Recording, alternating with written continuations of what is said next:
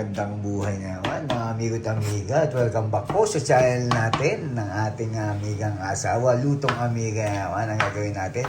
Noong nakaraan, maning may damit ang ako natin. Ngayon paghuhubba rin natin amiga yung mani. Ito, yung ating iluluto ngayon. Ayan. Maning tawag ba dito? Maning hubad. Ayun, maning hubad.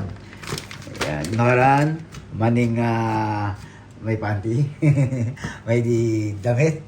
Ngayon naman, ayun. Marami pa rin bawang syempre at yan ang nagpapasarap sa ating mani. Ito yung ating, siguro nakailang araw lang sa akin yung maning yun, 1 kilo.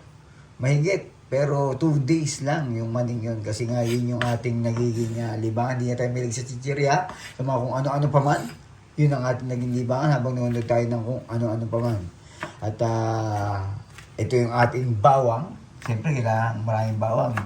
Tulad ng napanood nyo ng nakaraan sa pagluluto namin ng mani. Mura ang bawang dito, kaya ganyan karami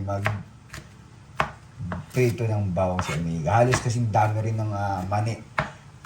Pwede nga kung sakali, pero siyempre nakakatamad na rin. At saka, kumbaga parang kahit pa paano si amiga pagod magbalat yan. Siyempre, mahirap magbalat ng bawang. Kung meron naman nabibiling balat ng bawang, nanapan kami ni amiga, hindi daw maganda yun. Yung balat ng bawang. Mas maganda yung ganyang sariwa na may balat. At pinakuha ko na dito yung ating mantika. Mantika, yung ating kawali, pinaingit na natin.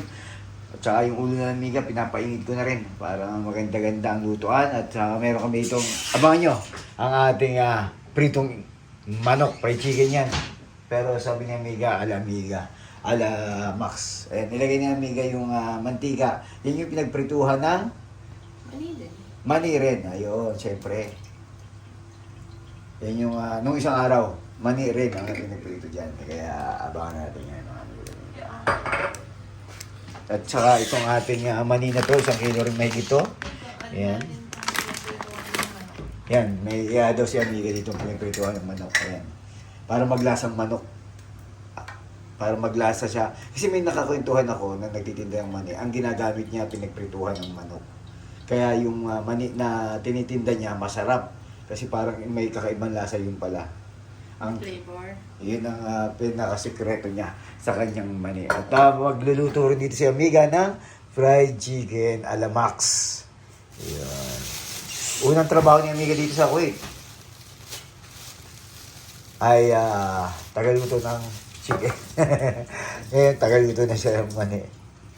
Ayan, mga amigo at amiga, at abangan natin. At habang tayo nakalive sa TikTok, ayan yung TikTok natin, Amigo Don Gidote TikTok yan. Ayan. At siya amiga naghuhugas na. Tingnan natin ang pawang ni amiga nalagay na. Yun. Sigurado, ang aking hininga naman ito, pawang naman ng 1 week. Ayan. Paborito, isa sa gusto ko yan bawang.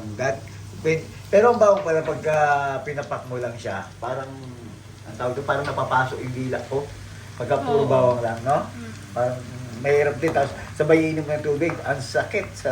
Ang sakit. Hindi rin pala pwede yung puro bawang lang pala kainin mo. Kailangan haluan siya ng kakaiba. Di ba kapag nihiwa nga yung bawang, parang umiinit ang kamay mo pag marami kang nihiwa bawang. Kaya, kuha akong lagay. Nilagay nga ba dyan? Ano sa ilalim? Ayan. Siyempre, ito naman dito, amiga. At tayo ay nagluluto ng ating bawang na hubad. Ayun, no? Sandamakmak na bawang. At bawang na maraming mani. Ayan. Pagka ganun mani, ito ang ating, siyempre nasa, kung tayo, OFW tayo ng Kuwait, ito nagiging libangan natin. Sabi nga natin, iwas-iwas na tayo sa mga junk food. Weta tsaka popcorn. Pero hindi rin daw maganda ang maraming mani. Masyadong mataas sa protein. Ganon? Gagawin natin kasi nung nakaraan 2 days ko. Ikaw kasi para mo siyang ginagawang kanin eh. Oo, kasi naging liba ako eh. Ewan ko ba't pag ba ang mani, inupuan mo, Hindi pwede siyang isa, dalawa, tatlo, apat, lima. Kailangan mga 100 na subo bago mo siya tigilan. Kailangan sunod-sunod eh. Ganyan ata talaga pagkamani. Yun, luto na ang ating bawang. Ayan. Ito na yung ating bawang. Mali na, yung susunod natin. Yun, nilagay na. Nilagay na ni Amiga yung bawang. Ayun. Amigo, ito si Amigo, ito yung pinakamacho namin na kwan. Yung asawa ko, Amigo, kasi alam kong andyan yung kwan mo, yung katawan mo eh. Ito, nagbubuhat kasi ito, may gym sa loob ng kwarto niya ito, sa batisin niya eh. Kaya yakagi sana ito kung kanina eh. Buhat na buhat ako, Amigo eh. Sige ako.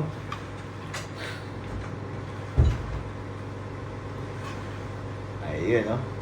Yung kanyang mani, binuhos na.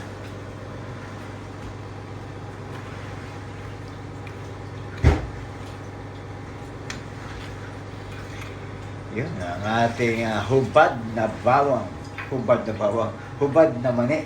Yun, no? Abangan natin, siyempre, yung pagkaluto niya. Yan ang masarap.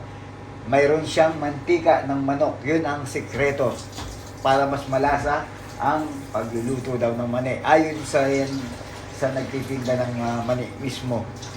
Pritong manok, pinagprituhan ng manok. Huwag pinagprituhan ng baboy kasi siyempre nagmamantika yun. Nagsisebo. At saka yung baka di pwede. Pritong manok para mas malasa. Mas masarap nga daw siguro kung pan eh. Yung kumakahingi ka ng tawag ito. Yung pinagprituhan sa KFC ng manok. Siguro ang lasa nun. Ito naman, papakuluan muna ni Amiga bago niya iprito itong manok. Ganito daw ang lutong Max style sa pagpiprito ng manok. Lalagyan niya lang ng tubig, laurel, pamintang buo. Ano pa lalagay mo dito, Amiga? Pamintang durog, yun. Bawang, ano pa? Laurel, yun lang. Tapos sabay diretso na prito.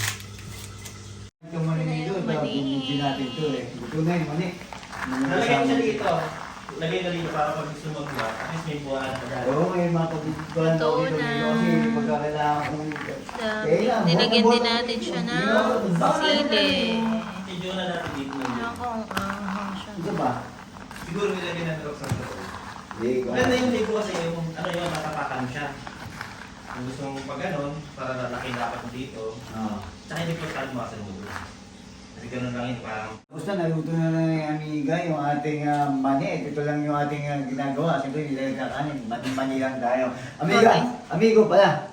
Tikman mo nga itong mani na to at amigo. Cheers tayo. At Ayos ang chini-cheers niyo, mani, Cheers natin. Mani. Sakto ba yung tama ng mani ito? Amigo, sakto yung ito. Panalo. Hindi makunat. Sa mas. Mas masarap pa doon. Masarap Kasi pa yun, doon. may balat yun eh. Ay ba gusto mo? Maling balat o maling gaitong hubad? Hubad. Ito, yung maning nakahubad. Nakahubad. Ikaw, Mini, ano ba gusto mo? Kasi minsan yung may balat sumasabit sa Lalamunan. At saka fresh na fresh bagong luto niyo. Maganda siyempre, fresh, di ba?